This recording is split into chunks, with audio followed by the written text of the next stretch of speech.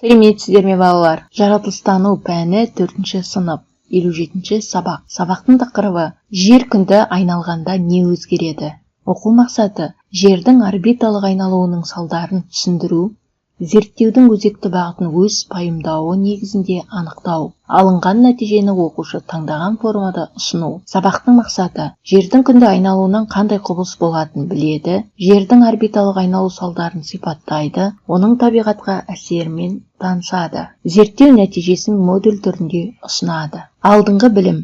Есіңе түсір, жер ғаламшары туралы не білесің? Жер тіршілігі бар ғаламшар.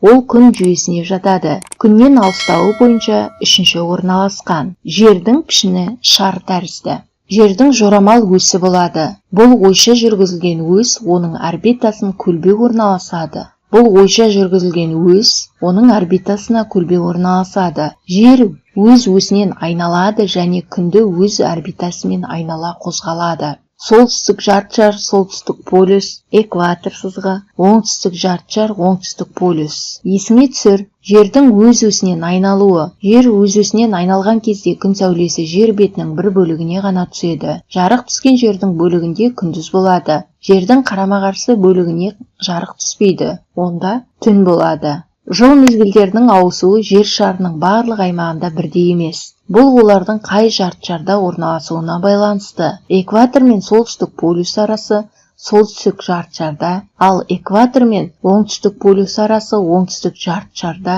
жатады.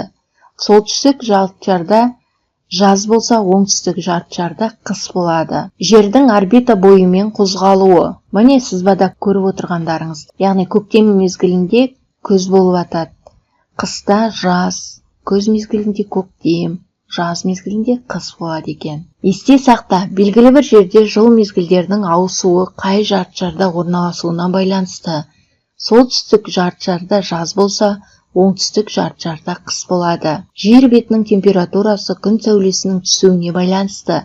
Қыс айларында солтүстік жартышарға күн сәулесі аз түседі де күн қысқа, түн ұзағырақ болады. Ал солтүстік полюсте поляр түндері басталады. Жаз айларында солтүстік жартышар тәуліктің көп бөлігінде күнге бұрылады.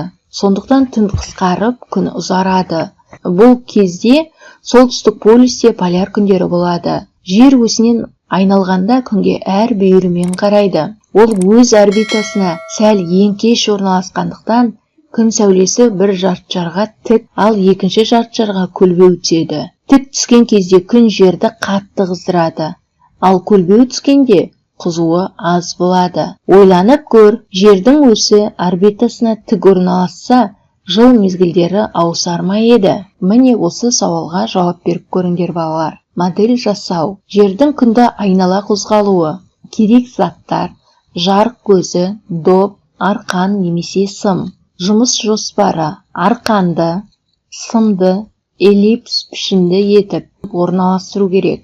Орбита жасау. Доптың қарама-қарсы екі жағына маркермен 2 нүкте, осьтің 2 ұшын белгілеу. Шамды жасалған орбитаның дәл ортасына орналастыру. Допты орбита бойымен айналдыру, қозғалту. Доптың бетіне жарықтың түсуін бақылау. Қорытынды жасау. Қажет заттарды орынды қолданады. Арқанды аталған пішінге орналастырып орбита жасайды. Осьтің 2 ұшын белгілейді. Орбитаның ортасына шам орналастырады. Жарықтың түсуін бақылайды, қорытынды жасайды. Дескриптормен бағаланасыздар. Дескриптор арқылы әр жасаған нәрселеріңіз бойынша бір балмен бағаланасыздар. Дұрыс нұсқаларын таңдап, сөйлемдерді толықтыр. Жердің білігін ойша қосатын солтүстіктегі және оңтүстіктегі нүктелерін полюс, экватор деп атайды. Жер күнді айналу уақыты 363 күн 5 сағат, 365 күн 6 сағат. Полюстер, экватор жерді жартышарларға бөледі. Жер бетіне күн сәулесі көлбеу, тік түскенде қатты ысиды. Дескриптор ақпаратқа сәйкес нұсқаны таңдайды, сөйлемді толықтырады, 1 балл. Суретке мұқият қара. Жыл мезгілдерінің ауысуы неге байланысты? Қай жерде жаз? Суретті сызбаға қарап, Қай жағдайда солтүстік жартышарда жаз мезгілі болатынын анықта. Міне балалар, бұл тапсырмаларды өздеріңіз орындайсыздар. Егер де тапсырманы жақсы етіп орындасаңыздар, дескриптор арқылы бағаланасыздар. Жыл мезгілдерінің ауысу себебін түсіндіреді 1 балл, жыл мезгілдерінің жартышарда ауысуын анықтайды 1 баллмен бағаланасыздар. Қарандаш әдісі. Қызыл түс сабақ мүлдем түсініксіз болды.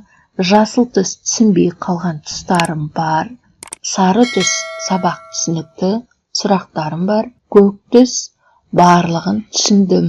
Міне балалар, сабақ осымен аяқталды. Назарларыңызға рахмет. Бастауыш сабақтар каналына тіркелуді ұмытпаңыздар. Сау болыңыздар балалар.